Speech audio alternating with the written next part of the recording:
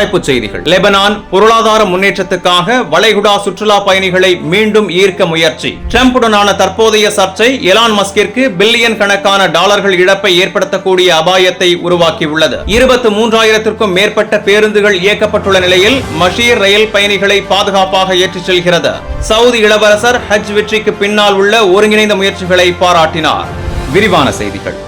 50 ஆண்டுகால மோதலுக்கு பிறகு லெபனான் சுற்றுலா வளர்ச்சியின் மூலம் பொருளாதாரத்தை மீட்டெடுக்க முயல்கிறது. பெய்ரூட்டில் நடைபெற்ற பட்டாசு நிகழ்ச்சி 1960-70களின் பொற்காலத்தை நினைவுகூரும் ஒரு பகுதியாகும். ஹிஸ்புல்லா தாக்கம் காரணமாக வளைகுடா நாடுகளுடன் ஏற்பட்ட உரையாடல் இடைவெளியை நிரப்ப முயற்சி செய்யும் லெபனான் சுற்றுலாவை முக்கிய உந்துதலாக கருதுகிறது. லெபனானில் பொருளாதாரம் மோசமான நிலையில் உள்ளது. ஒரு காலத்தில் 20% பங்கை கொண்டிருந்த சுற்றுலா தற்போது வீழ்ச்சியடைந்த விவசாயம் மற்றும் தொழில்துறைகளுடன் சேர்ந்து மீட்பு முயற்சிகளில் ஒரு பகுதி மட்டுமாகவே உள்ளது. கடந்த 10 ஆண்டுகளில் வறுமை 3 மடங்கு அதிகரித்துள்ளதாக உலக வங்கி தெரிவிக்கிறது. மக்களின் சேமிப்புகள் பணவீக்கம் மற்றும் வங்கி முறைகேடுகளால் அழிந்துவிட்டன. சுற்றுலா வளர்ச்சி நம்பிக்கையூட்டுகின்றது என்றாலும் நீடித்த மீட்சிக்கான வழி ஊழல் ஒழிப்பு, சேவைத்துறை மேம்பாடு மற்றும் சர்வதேச நாணய நிதியத்தின் ஆதரவு போன்றவையாக இருக்க வேண்டும் என்று நிபுணர்கள் வலியுறுத்துகின்றனர். டொனால்ட் டிரம்புடன் எலான் மஸ்கின் பகைமை டெஸ்லா, ஸ்பேஸ் எக்ஸ், ஸ்டார்லிங் மற்றும் எக்ஸ் நிறுவனங்களுக்கு பில்லியன் டாலர் நஷ்டத்தை ஏற்படுத்தும் அபாயம் உள்ளது. டிரம்பின் எதிர்ப்பு நடவடிக்கைகள், குறிப்பாக டெஸ்லாவின் சுய ஓட்டுநர் டாக்ஸிகள் மற்றும் சுற்றுச்சூழல் விதிகளுக்கு எதிரான நிலைப்பாடு நிறுவன பங்குகளுக்கு பாதிப்பை ஏற்படுத்தியுள்ளன. ஸ்பேஸ் எக்ஸ் அரசாங்க ஒப்பந்தங்களில் தடைகள் மற்றும் ஸ்டார்லிங்கின் சில நாடுகளில் இணைய ஒப்புதல்கள் அரசியல் மற்றும் வணிக அசாதாரணத்திற்குள் கொண்டு செல்லும் எச்சரிக்கை உள்ளது.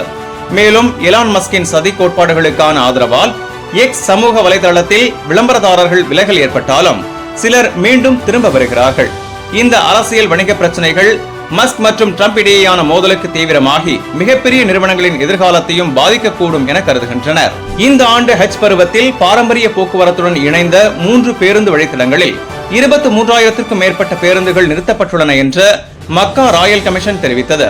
மஷீர் மெட்ரோ ரயில் செவ்வாய்க்கிழமை முதல் 6,04,000 பயணிகளை பாதுகாப்புடன் இயக்கி வந்தது.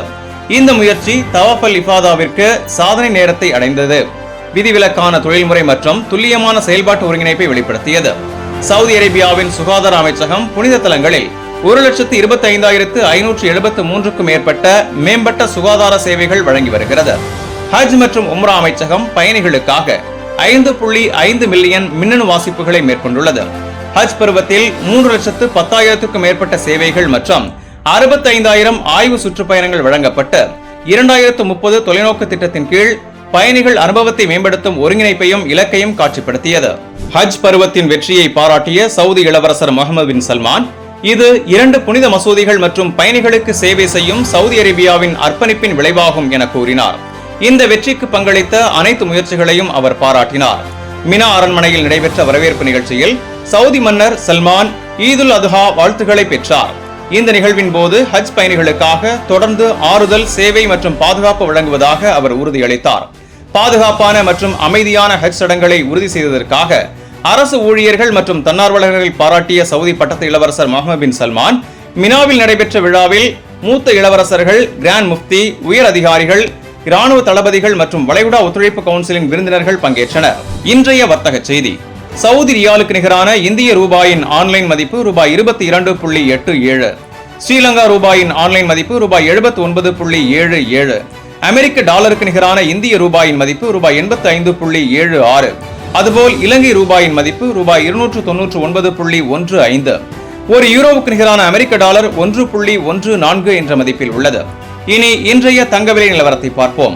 சவுதி அரேபியாவில் 22 கேரட் 1 கிராம் 384 ரியால்கள், 1 பவுன் 3072 ரியால்கள். இந்தியாவில் 22 கேரட் தங்கம் 1 கிராம் ரூபாய் 9130 என்ற அளவிலும் 1 பவுன் ரூபாய் 73,040க்கும் விற்கப்படுகிறது.